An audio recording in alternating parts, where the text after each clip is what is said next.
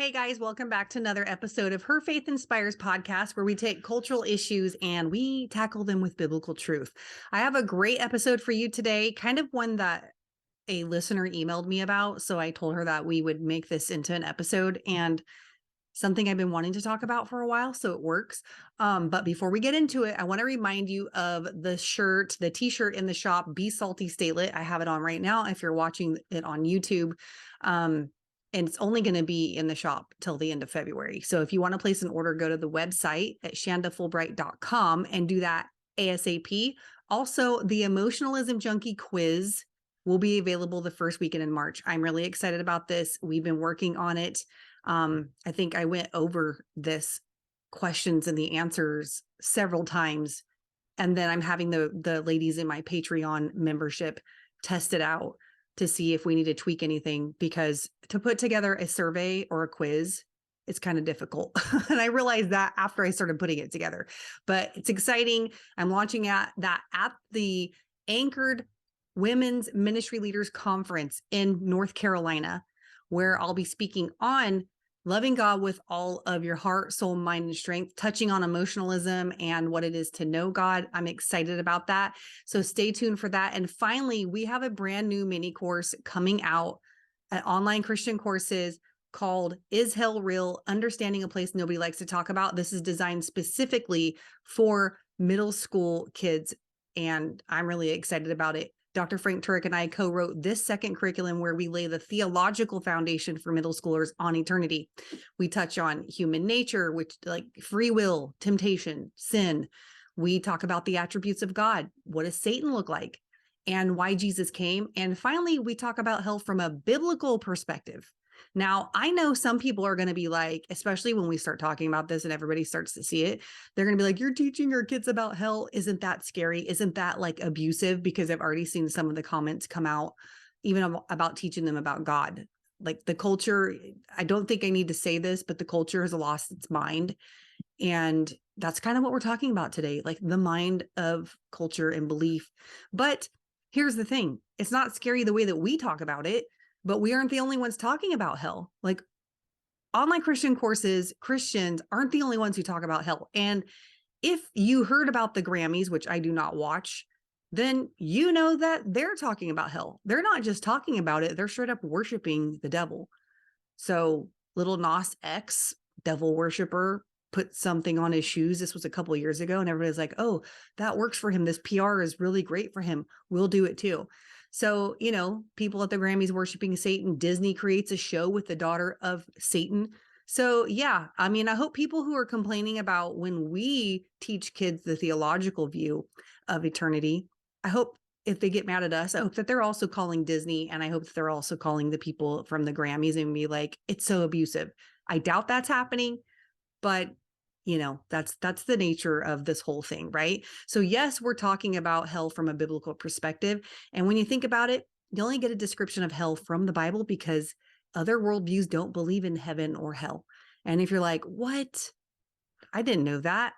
Great, because I need to learn, if you're like, I need to learn more of this, then good, because I'm going to do a podcast on worldviews coming up in the next month or so, and how they compare to a biblical worldview.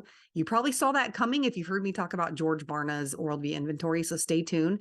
And I'm writing like a mad woman right now. So I don't have, an estimated date for all of this. I just know it's coming out soon. And I hope to make an adult curriculum on understanding worldviews in comparison to a biblical worldview. I would love to make that launch in the fall. I don't know, but I do write basic courses for adults. It's not just middle schoolers. So if you are wanting to learn apologetics at a basic level, I'm not teaching the baseline apologetics right now, but you can buy the self-paced online class. It's 6 weeks. There's no homework. And I do take you through the basics with a biblical foundation and apologetics. So check that out on the site as well. All right. That took long enough. And I know sometimes I just have to get all the announcements out and I have to, explain what's happening, but I'm excited to talk to you today about the question, are Christians closed-minded? I feel like I can go off on a tangent with this question. So it's a good thing that I have notes to keep me on track here, because I probably would be going in every which direction. So let me just give you some background information on why we're asking this question. First, a lot of people will accuse Christians of being closed-minded. You might have been accused by someone else of being closed-minded because you believe in God. They will say that to believe in that God exists, or to arrive at a belief that you are sure of, that you are confident of, you believe is absolutely true, is closed-minded. But what does it mean to be closed-minded? If somebody calls you closed-minded, before you go off and try to explain why you're not, don't do that. Ask them to define what they mean by closed-minded. I think in its most basic form, to be closed-minded means you've arrived at a belief and closed your mind to all opposing beliefs, which often means that you won't hear or consider any other options. The formal definition is having or showing rigid opinions or a narrow outlook. So that sounds very negative, right? Well, people who call you closed-minded, they're not being positive. They're not complimenting you. So don't take it as a compliment. It's not meant to be one. To be called closed-minded is to be insulted, basically. So are Christians the only ones who are closed-minded? That's what we're going to talk about too. What does it mean to be closed-minded? Are Christians the only ones who are closed-minded? Well, you can say that about anyone who has arrived at a belief that they're closed-minded if they won't consider any other options. But we're going to stay on track. Like I said, go through the notes. So here are the questions we're going to explore in this episode. One, what does it mean to be closed-minded? And should Christians be closed-minded? Like, should we say, yeah, I am closed-minded? Should we take offense to that? When is it absolutely necessary to close your mind to other opinions and beliefs? And then finally, when does hard-heartedness contribute to being closed-minded, or does it? Because in the Bible, that's usually where we see the connection between being closed-minded and hard-hearted. And I'm going to tell you some of my observations while I'm reading through the book of Mark. I read through 1 through 8 last month. In February, I'm reading through 9 through 16, and I got this reading plan off of Sean McDowell's website. So I'm going to be doing this all year, and I'm going through it with the study Bible and saturating my mind with it. And I love it. I love it because you're going to see why. I'm going to show you my observations, and you're going to be like, oh, wow, you can really see the patterns of scripture, and it helps you learn. So first things first, what does it mean to be closed-minded? And should Christians be open-minded? Should we remain in this state of, okay, I'll hear you out to see if you can change my mind, basically? So I kind of touched on this already when I gave the definition of closed-mindedness. No one is ever flattered when someone says you're closed-minded. Now, you might not be told exactly that you're closed-minded, but you might be accused of being dogmatic about something, or you might be accused of being based. There are different ways to say it, but I think the most well-known way is to say closed-minded. I was recently accused of being dogmatic on Instagram when I expressed some statistics about different worldviews. Is it wrong to be dogmatic as a Christian? What does it mean to be dogmatic? So the definition of dogmatic is to lay down principles as controvertibly true, or incontrovertibly true, excuse me. So incontrovertible means they cannot be denied or disputed. Like, that word is one I never use, so I had to look it up. I don't use the word incontrovertible, but I like to define the words, because if I don't know it, you probably don't know it. And sometimes even the words I think I know, I don't. So we always just define the terms at the onset of the conversation and then move forward with that. That's why I'm very big into definitions, and we really all should be, because with as much as culture is trying to change the definition of words, if we start with the correct definition, we can move forward. If we're not, we're talking past each other and we're never going to get anywhere. So always define the term. Okay. So is it wrong to be dogmatic? Again, dogmatic is to lay down principles as, like, you can't deny them. They're undisputed. They're undisputed truths. So if God exists and you are dogmatic about that, you're going to be accused of being closed-minded. You're going to be accused of being dogmatic. Again, it's not a positive thing. Is that wrong? Are you wrong? So that's one thing to think about. Secondly, is it wrong to arrive at a belief that you think is incontrovertibly true? Okay, I used it. I lied. Do you have to remain locked in skepticism in order to seem more intelligent, to seem more open-minded, to seem like you are more tolerant of other beliefs? Some think so, and many think so in our culture today. And that really stems from the postmodern worldview. And again, we're going to talk about worldviews coming up, and that's going to be probably an episode I'll need to refer people to as a resource, so you constantly understand what we're talking about and where these belief systems derive from. So in fact, the opposite of closed-minded in our culture is to be a free thinker.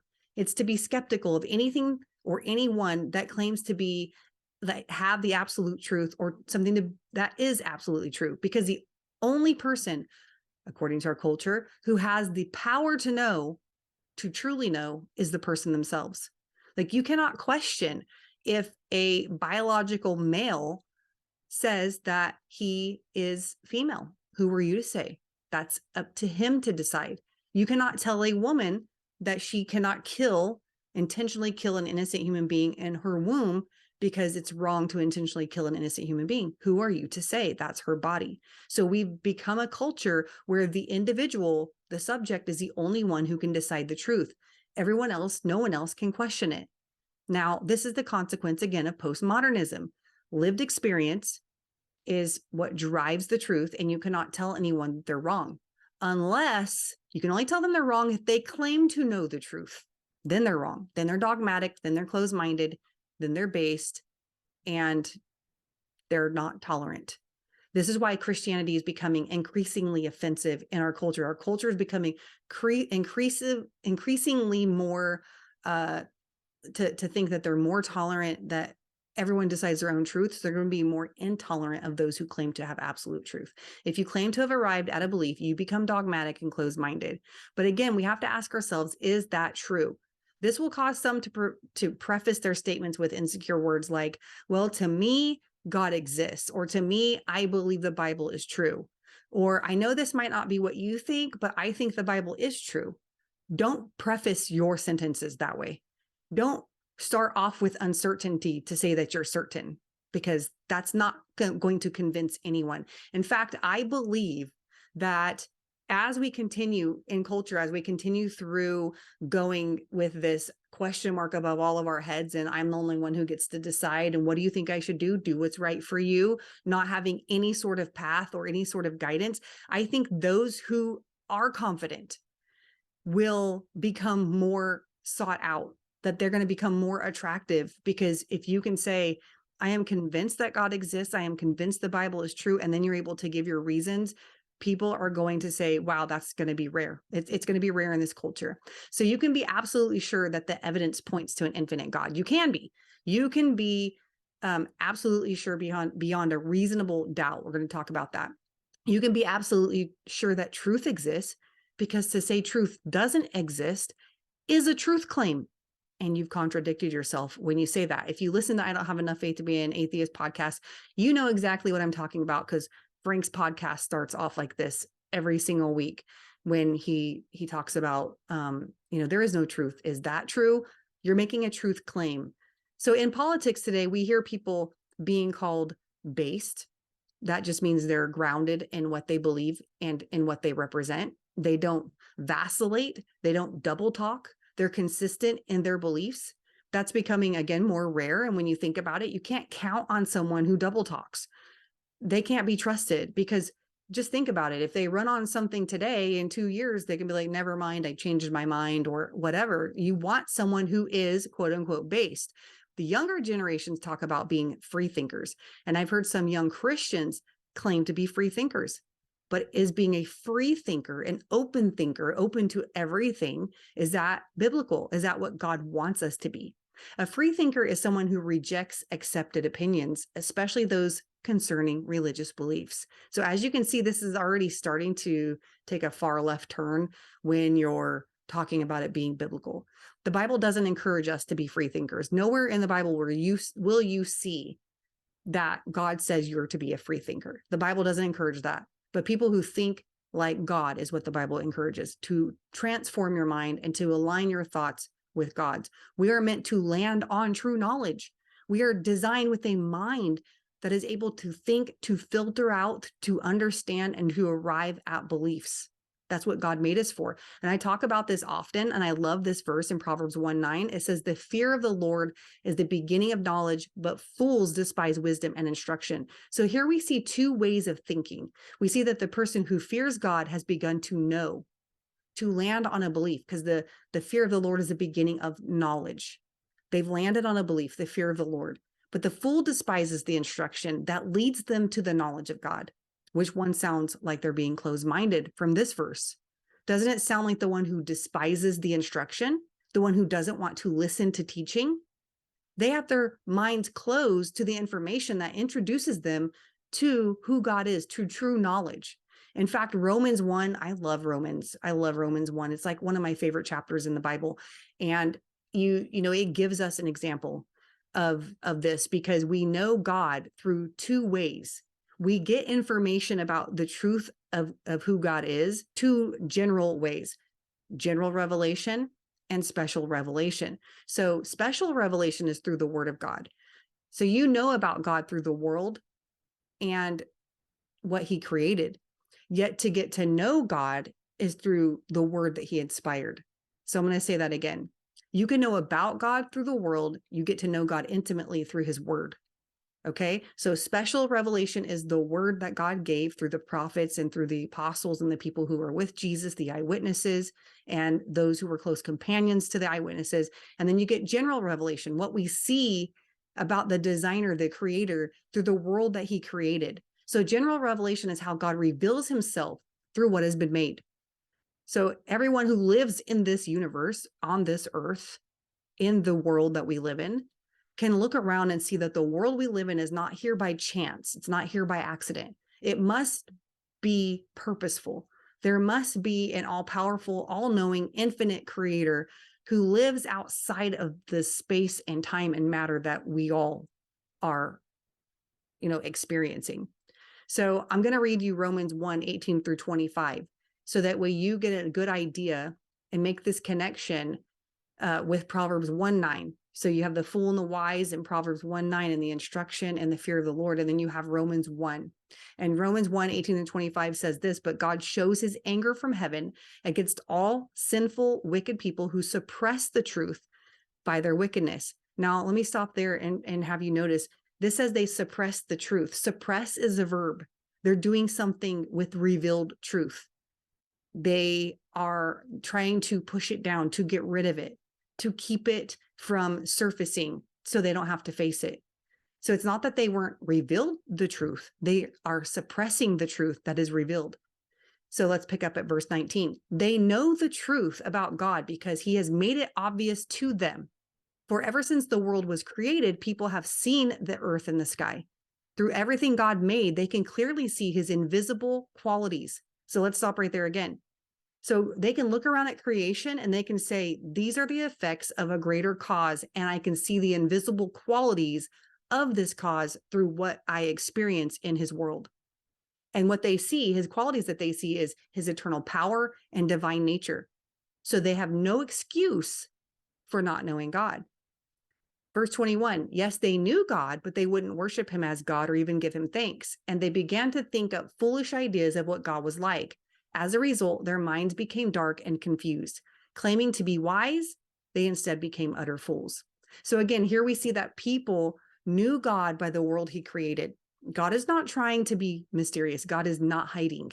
He gave us all the information that we need to know that he exists, to be able to arrive at that belief that he exists. Now, again, we won't know him intimately through general revelation, but you will, you'll only do that through a relationship with Christ. And as you read the word, special revelation, but you have to suppress the truth in unrighteousness in order to deny God exists just by observation, general observation. Doesn't that sound a lot like choosing to be closed-minded? To look around at the revelation of God through what he has made and still say, no, he doesn't exist, or I won't serve him, because some people will just flat out say, no, I don't want to believe God exists. And when people do that, the first place it affects is their minds. When people reject God because truth has been revealed, the first place they have to reject is in the mind. And if I always say this too, you can't love what you don't know. So if you get to know God and then you begin to love him, the first place that it all happens is in the mind. So if you're going to reject God, the first place that's going to happen is in the mind, and it affects the mind. As a result, their minds became dark and confused. Claiming to be wise, they became utter fools. So those whose minds are dark and confused, closed-minded, they think that they're wise. They think that they're the open-minded ones. They think that they're the tolerant ones. But the Bible's reminding us that no, they all have the same general revelation that you and I do. We all look around at the same world and we can see the sunsets and we can see the sunrise and we can go to the ocean and we can see that the waves stop at our feet and they don't go any further than that. And we can say, what a powerful God we serve, who tells even the waves to go this far and no further. And yet they'll stand at that same ocean with the waves hitting their feet and say, there is no God. That is somebody who's denying the truth and suppressing the truth in unrighteousness. Those who refuse to believe in God and arrive at the belief that he does not exist are the ones who are closed-minded. These verses show us that it is not closed-minded to be a Christian. In fact, it means you have hopefully examined the evidence and see that Christianity is the worldview that best aligns to reality. It answers the biggest questions to life that every religion and worldview, like atheism is a worldview, because atheists should be naturalists, materialists, and they have to answer, how did we get here? They have to answer that question too. Why am I here? What purpose is there for life? And just to give you another example of the atheists, they have no purpose. There's no meaning. God doesn't exist. What happens after I die? What's wrong with the world or the problem of evil? So yeah, it actually fires me up when people accuse Christians of being closed-minded, because they're the ones who are actually closed-minded. So when I say I get fired up, I just like, okay, let's have this conversation. Like, that's what I want. When I get fired up, I want to answer back to that. But the best way to do that is not through anger, it's through the word, right? So when is it absolutely necessary to close your mind to other beliefs and opinions? When is it absolutely necessary to stop evaluating all these other opinions and worldviews of other people and say, I am convinced that Christianity is the worldview that best answers all of these questions, the life's biggest questions? So the question would be then, should we always stay in a state of unbelief or skepticism about God, the truth, or anything, really? Because if you're going to never come to arrive at a belief and you always want to remain open-minded to everything, even the existence of God and truth, that's not a very wise place to be. And I have an example of that. And this is where I had posted this example from Mr. B from Red Pin Logic on one of my Instagram stories. And then someone had asked me a question about it. And I thought this would be a great podcast episode. And this is kind of how it started, because she wanted a little more clarification. So Mr. B posted a rebuttal to a meme that said, I would rather have a mind opened by wonder than one closed by belief. And my first reaction to that was, isn't that a belief itself? Like, he's closed his mind to arriving at a belief because he says he's open-minded by wonder than being closed by a belief. So I'm like, that's a belief, right? So anyways, Mr. B made a great point and said, we should shut our minds on things we have reason to believe are true, but also willing to reopen our minds if contrary evidence presents itself. Okay, contrary evidence. One of the things I was talking to Dr. Frank Turk about, which the podcast with him will air in a couple of weeks, and this is one of the conversations he and I had on the episode, but I asked him if he ever gets any new questions from people. And he said, no, they're not new. They're just formed differently. Bodhi Bakum, I was listening to him in one of his, talks that he had a couple of years ago. And he said, the great thing for Christians is that atheists and skeptics don't have any new questions to ask. Why don't they have any new questions to ask? Because there's no new evidence that would show that God doesn't exist. There's nothing new under the sun, as Solomon has said. So everyone's asking the same questions. The good news for Christians is that if you find the answers, if you know the answers, if you know the reasons, then you can answer all of these questions no matter what form they come in.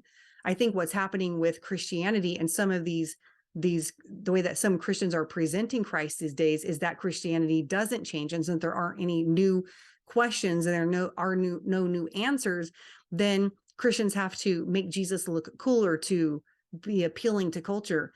Jesus says you'll be hated because he was hated. If you try to paint Jesus differently, you're never going to do anything to make him more likable. I mean, we're talking about the Son of God who loved the world so much he gave his life, and God gave his only son. If that doesn't convince people about God's love, then nothing that we do to try to make Jesus cool, quote unquote cool, is going to make them buy in. So Jesus doesn't need to be reinvented. So I think that there's the positive thing about Christianity is the questions aren't any different and the answers are all the same. The negative thing for what Christians think is negative is that it's always the same and we need to make it more hip. You're not going to do that. Don't do that. We just look foolish when we do. Just give them the truth. Okay. I want to say I agree with Mr. B, who says you should only open your mind if new and contradictory evidence is presented. Here's why I believe that. First, we arrive at a belief because either there are good reasons to believe it's true or because we were told to believe it's true. Those are the only two reasons you believe what you do today. So let me repeat that. You only believe that God exists for one of two reasons. Either you were told to believe in God, or you've examined the evidence and you've come to the conclusion that, yes, God exists. And that goes for absolute truth. Either you believe in absolute truth because you've examined and looked at the definition of truth and what truth is, or someone told you that. And that could be a contradictory belief of the Bible too. You might think that karma is a real, a real thing that people experience in life. Why? Because you've heard it so much and you just think that karma is a true thing, or because you've examined what karma is and whether or not that's something that's biblical if you claim to be a Christian and you've arrived at that belief, or you've said, honestly, if you do that, you won't arrive that karma is true. If you examine the information and look at it from a biblical lens, you won't. But my point is you've either arrived at your beliefs because you've examined the evidence and there's good reasons to believe it's true, or because you've just been told to believe it. We have to ask ourselves that about everything. We should always believe for good reasons, and that's after we've examined the evidence. And just a side note, for some reason, I keep tripping over my mouth today. It's like tongue-tied, but we'll get through it, right?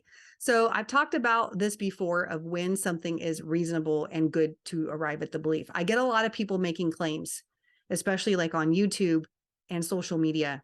And the first thing I do is ask them, why do you believe that? Where did you hear that? And I have this one person on YouTube who asks me questions and will make a claim like, I don't like reading the Bible because all scholars, don't come to the same agreements anyways. And I said, what don't the scholars agree on? Like, don't they agree on the fundamentals? Maybe they disagree on something else. What are you thinking? I really don't know. He said, I really don't know. I haven't really examined that. Okay, I can appreciate that. Like they made a claim, but then they said, I actually don't have any evidence to back it up. But you get a lot of people making claims. They just don't know why they've arrived at that belief. And then they repeat it. That is probably, I would say 90% of people, both in church and out, for any belief. So true belief should be based on good reasons, always. Second, once you find new evidence, you should open your mind to the evidence, examine it, and then come to a reasonable conclusion. Because as a Christian, if we believe we have the truth, we should not be afraid to evaluate everything because it's only going to make your faith stronger. On the other, on the Mr. B thread, going back to the comment I was talking about with Mr. B and the being this person who is just open to wonder and not arriving at a belief. A commenter on his thread made a great point. He said, are we closed-minded about gravity since we have arrived at the belief that gravity is a natural force? Or should we be open-minded to whether or not gravity exists? That's atheists, God believer, Hinduists, Judaism, pick your belief system. We all know gravity exists. You've arrived at that belief. And if you're open-minded to the fact that gravity doesn't exist, I can't help you. We got bigger problems, right? So let's face it, there are lots of things we can be sure of. We can be sure the earth rotates around the sun. We can be sure the earth is round. I think some people still think it's flat, but again, they can't be helped. We can be sure we're alive right now and we all die one day. We have arrived at those beliefs based on evidence and experience. So to deny that you cannot be sure about anything is foolish. It is not cool to be a free thinker. It is not cool to claim ignorance where God has provided truth. In fact, Proverbs would say that if you do, you are the very definition of a fool who despises wisdom and instruction, and you're the one who's closed-minded. Now, as far as the big things or big questions of life, like, again, how do we get here? Does God exist? Where do we go when we die, etc.? There is evidence that points to God's existence, and we should be willing and open to examine the evidence. Can we arrive at a reasonable conclusion based on the evidence? Absolutely, we can, or there would be no Christians. In fact, we'd all be locked in skepticism, and that's no way to live. However, there are some Christians who don't agree. They don't agree that you know, that Christianity is the only way. In fact, some Christians are so quote unquote open-minded, they believe that having faith is more important than which faith you have.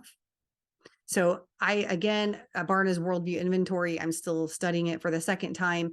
62% of people who claim to be Christians, now in America, there are 65% who claim to be Christians, but 62% believe that having faith is more important than which faith you have. Is that open-minded?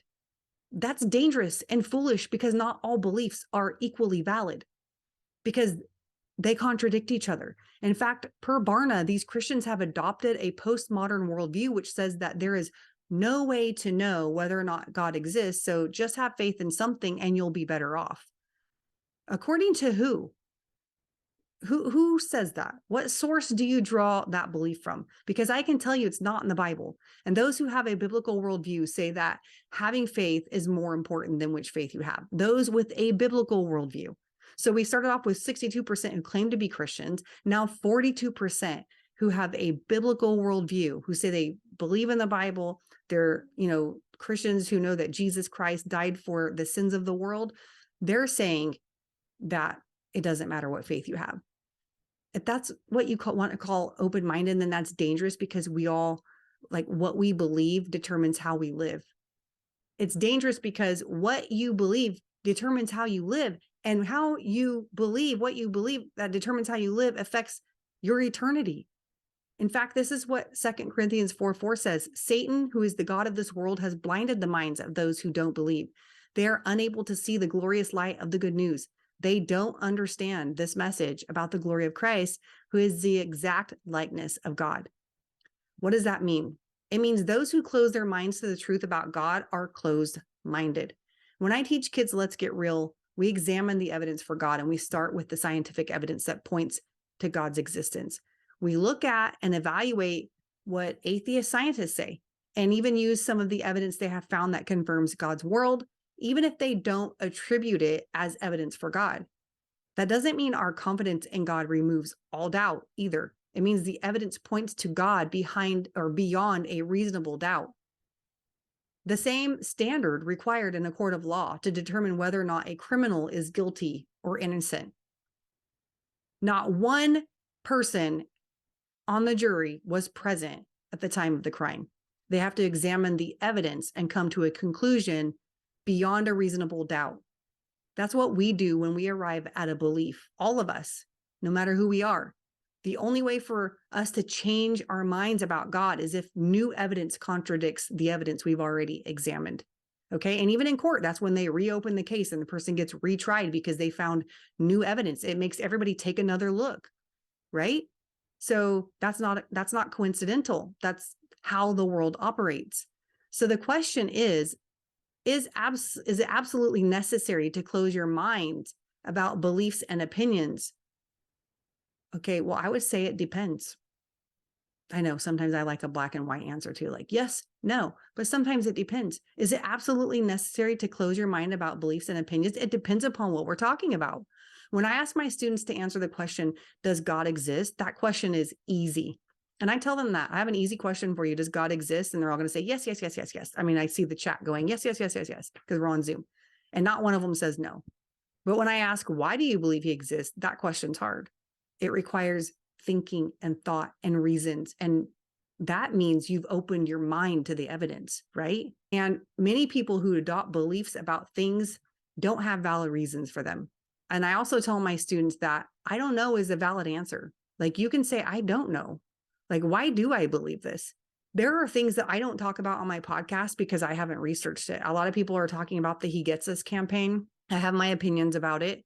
I have read other people's opinions about it, but I haven't went through the information and researched it myself to give a opinion with good reasons. I can give you my opinion. I can tell you what I think about it, but I wouldn't be able to back it up with great, solid evidence because I haven't done the work on it. So I'm not going to talk about it. There's enough people talking about it already, and I recommend you listen to them. So I don't know is a valid answer. I would even say from what I've heard about it, this is my opinion on it, but I haven't dove deeper into it. So that's a valid reason. I think we're so pressured these days to just say, yes, this is what it is. But if you were to ask me, do I believe God is real, that God exists? Yes, I'm convinced. I've examined the evidence and I'm convinced that God exists. You can do that. You can, because when you arrive at a belief, you better have examined the evidence and be confident. Otherwise, what kind of life is that? To be locked in skepticism, to be locked with a question mark over your head always. People who are on their deathbeds don't like that. They want to know where they're going. They think things over. They're at the end of their lives. Eternity is what they're facing. Go ask somebody on their deathbed if it's okay for them to just be in wonder at that moment of where they might go, or where their soul might reside if they believe they have a soul, because atheists don't. So as I think about what we should really, be uncertain of, I don't know that the uncertainties outweigh what we can be certain of. So if you had uncertainty on one hand and certainty on the other, and they were like a scale, I don't think the uncertainty outweighs what we can be certain of. I think we can be certain of a lot of things. So, for example, all knowledge comes from God. Proverbs 1:9 tells us that, right? The fear of the Lord is the beginning of knowledge, but fools despise wisdom and instruction. There are some things we don't know, but do the things that we don't know hinder whether or not God exists? Do they hinder whether or not the Bible is true? Let me give you some examples. We might not know if in Genesis 1, days is literal as in 24 hours, or if it means ages or eons. And I don't know that we'll ever know that. Like, was it 7 literal days? Everybody talks about this, especially when you're teaching kids about Genesis 1 and creationism and stuff like that. So I do know that there are some Christian organizations that are dead set on a young earth. And there are some who say, I don't know. I don't know if it's a young earth or an old earth. I don't really care. I'll be honest with you. Does it change the fact that God created it? Does how old the earth is, does the literal meaning of days in Genesis, or the non-literal meaning like ages or eons, affect the fact that God created it? Does it change it? It doesn't. It doesn't change the fact that God created the earth and called the evening and the morning the first day. If knowing the time frame is just as important as knowing how the earth got here, God would have told us that. If we needed to know that to be convinced that God exists, he would have gave us that information. But since he didn't, we can be sure that the unknowns are not dependent upon whether or not he exists. Okay. The unknowns are not dependent upon I guess you could say, the knowns, what we can be confident of. God gave us all we need to be confident that he exists. So our final question is this: when does hard-heartedness contribute to being closed-minded? As I read through the Gospel of Mark in January and now in February, I noticed a correlation of the hard-heartedness of the students or the crowd or the disciples and their inability to understand, which affected their response. So let me give you a few examples. This is all taken from the Gospel of Mark. And every time I saw, as I was reading through the chapters, every time I saw where Jesus said, don't you understand? Every time he commanded them to open up their ears and open, to listen, I highlighted all those things. I highlighted when he questioned his disciples and said, accused them of being hard-hearted. I noted and took notice of when people asked for him for a sign and he wouldn't give them one. And all of those things correlate. Okay. So I started in chapter 3. So I'm going to go in the order here that I highlighted everything. In chapter 3, Jesus continually reminds his disciples to be careful how they hear. And I love that as a teacher. I love that because those who love instruction will be ready to listen and be open to teaching. That's what Jesus was saying. If you're careful how you hear, it will determine if you're open to hearing. An open-minded person must be willing to hear and be careful how they hear, because it's going to affect how they receive and in return how they respond. In chapter 4, Jesus tells the parable of the sower and the disciples didn't understand. And when usually Jesus's pattern was he would give the parable to the crowd and on the side he would explain it to the disciples. But then it got to a point where he expected them to understand. And so he tells the parable of the sower and the disciples don't understand. And then Jesus asks this question in verse 13. Don't you understand? That's pretty simple, right? Don't you understand this parable? How then will you understand all the parables? What did he mean by that? Well, this is what my apologetics commentary says. Proper listening is the theme that connects the parables in chapter 4, and Jesus spoke in parables to distinguish between anyone who has ears to hear, that is, those with responsive hearts, and those who do not. Okay? So he distinguished those who have responsive hearts and those who don't, and the determining factor was in how they heard. If you don't have a responsive heart, you're hard-hearted, and you will not be open to hear instruction. So you might say open to hear is the same as being open-minded. Another example, in order to be open to learning what Jesus says, there is a scaffolding that takes place as we grow in knowledge. So as I teach, I look at my audience and I say, what are they capable of learning? And what do they need to know now to build on that in the future? And also, what did they know when they came to me so I can build on? That's the scaffolding, or what I call layered learning. And Jesus alluded to this in verse 33 when Mark said, Jesus was speaking the word to them with many parables like these as they were able to understand. So this is the balance of being a teacher, knowing the mental capacity of your students. And on the other hand, the student must also understand and take note when they're capable of acquiring new knowledge and understanding it and knowing that they should be growing and developing the mental discipline it takes to listen to the instruction. In other words, being open to hearing the words of God and growing in the word it's intentional. We have to be intentionally open to it, to the word of God. We open our minds which in turn opens our hearts. And then there's another incident when John the Baptist is imprisoned by Herod, and Herod enjoyed hearing John teach. This is what Mark talks about in chapter 6.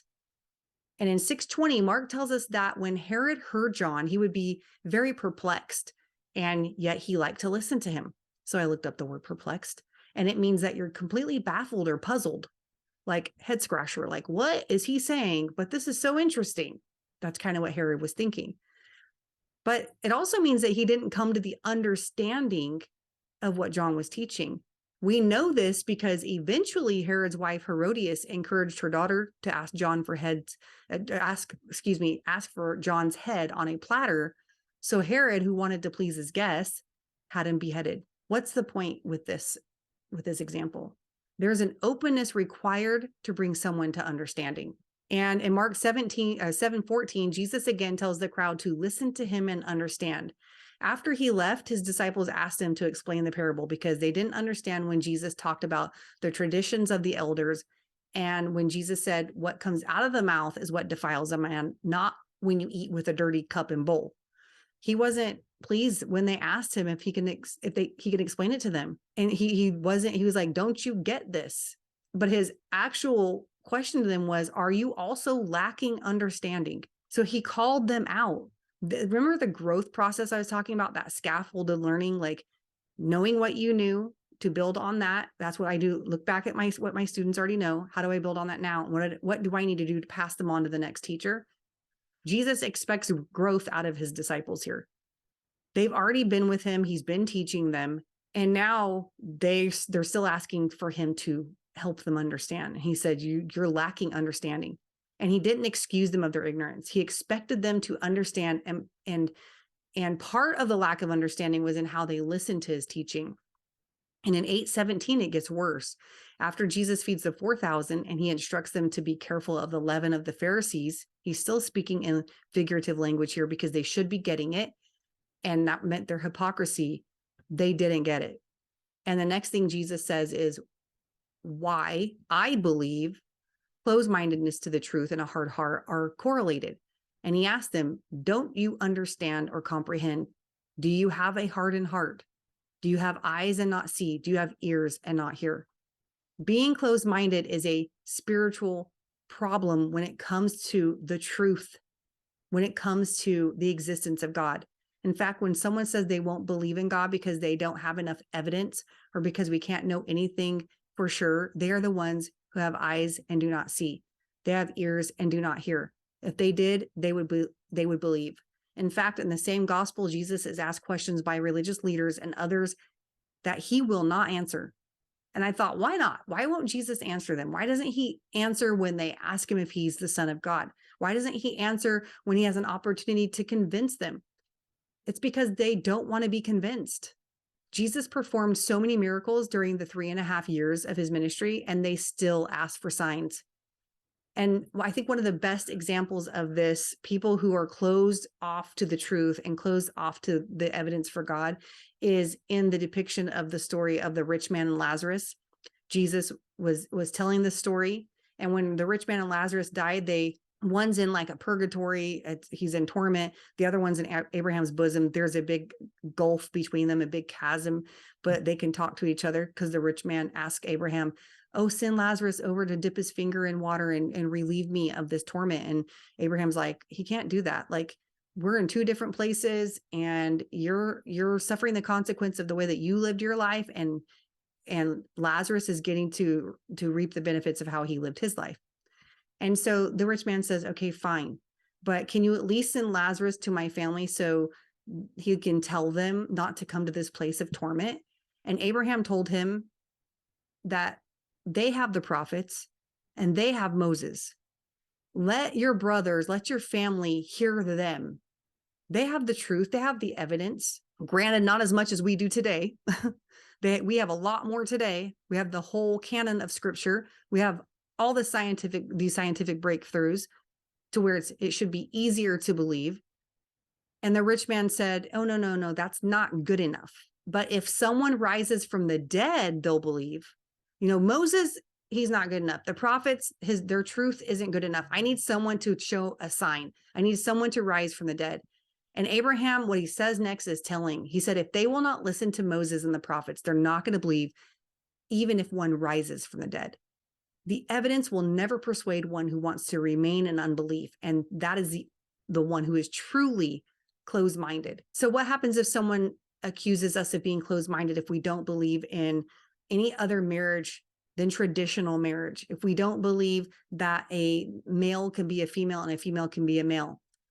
Those are truths that God has determined. So we are not being closed-minded. Again, they're being closed-minded. They're saying they're open-minded, but they will never arrive at the belief that these things are determined by God. They're trying to determine their own truth.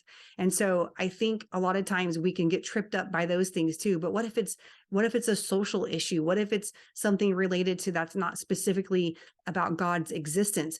All truth and all knowledge comes from God. And if it says it in his word and they accuse you of being closed-minded, take it with a grain of salt, because you're not being closed-minded. You've arrived at a belief that has been determined by God. And that is where you should land, because he is the authority on all these things.